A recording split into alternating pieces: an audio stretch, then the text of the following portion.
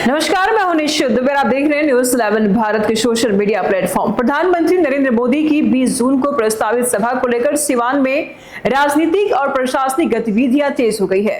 शुक्रवार को उप मुख्यमंत्री सम्राट चौधरी, स्वास्थ्य मंत्री मंगल पांडे और बीजेपी भाजपा प्रदेश अध्यक्ष डॉक्टर दिलीप जायसवाल पचरुखी प्रखंड के जसौली गांव में प्रस्तावित कार्यक्रम स्थल का निरीक्षण किए और तैयारियों की समीक्षा की है।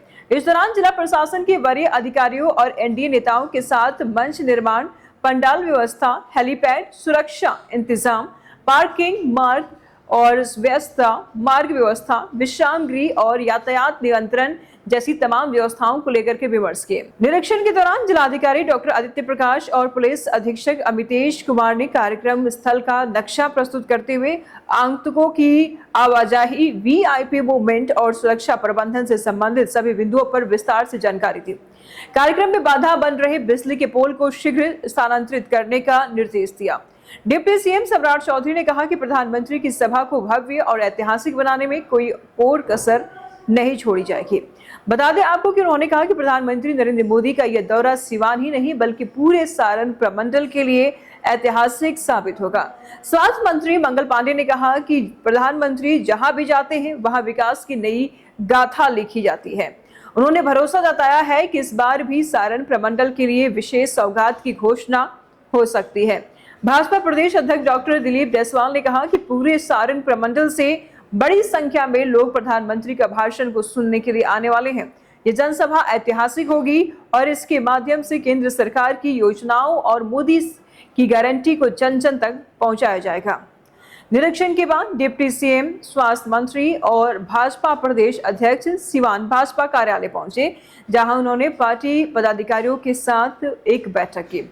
बता दें आपको कि इससे इतर बिहार में विधानसभा चुनाव है और चुनाव के मद्देनजर लगातार अगर देखा जाए तो प्रधानमंत्री का बिहार में दौरा होते जा रहा है और इस बीच ये भी देखा जा रहा है कि इस बार सिवान में भी दौरा है। इसमें कोई दो मत नहीं है कि राजनेता जब भी कोई कदम उठाते हैं, जो उनका हर एक एक्शन, हर एक गतिविधि राजनीति से प्रेरित होता है और ऐसे में जब चुनाव जिस राज्य में हो उस राज्य में प्रधानमंत्री का एक से अधिक बार का दौरा कहीं ना कहीं चुनावी रणनीति का भी एक हिस्सा हो सकता है, राजनीति का भी एक हिस्सा हो सकता है। ऐसे में सिवान के दिलों में, सिवान की जनता के दिलों में अपनी छाप बैठाने का एक बेहतर मौका है।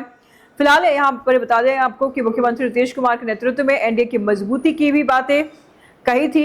मुख्यमंत्री नीतीश कुमार को लेकर के जब भी आते प्रधानमंत्री नरेंद्र मोदी जरूरी बात कहते हैं कि जंगल राज से उभारने वाले और कोई नहीं, मुख्यमंत्री नीतीश कुमार ही है। और ऐसे में जब राजनीति चरम पर हो, बिहार राजनीति का गढ़ माना जाता है, चाणक्य की धरती मानी जाती है और बिहार में जहां राजनीति जन्म लेता है वहां पर बड़े बड़े दिग्गजों का अगर कदम उतरने लगे तो आप समझ जाइए कि यहाँ पर राजनीति भी जोर शोर से हो रही है और एक एक कदम यहाँ पर राजनीति से प्रेरित है। फिलहाल बिहार विधानसभा चुनाव है। बिहार में इस बार अब देखने वाली बात यह होती है कि बीजेपी इस बार अपनी जनता के दिलों में किस तरीके से जगह बनाती है। हालांकि सौगातों की बौछार तो प्रधानमंत्री नरेंद्र मोदी कर ही रहे हैं, लेकिन सिवान की जनता को क्या कुछ सौगात देंगे, चुनावी साल में कैसे सिवान की जनता का दिल जीतेंगे, क्योंकि कंपटीशन बीजेपी के लिए सिवान में आसान होने नहीं वाला है।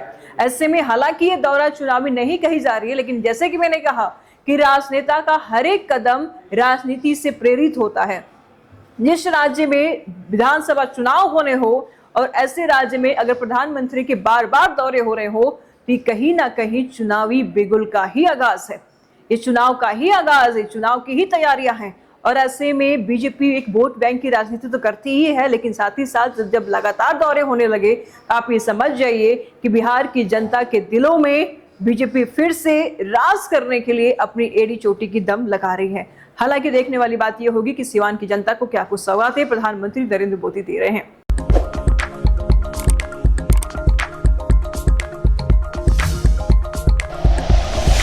Like and share videos, subscribe करें हमारा चैनल और प्रेस करें बेल आइकॉन। न्यूज़ 11 भारत, सच है तो दिखेगा।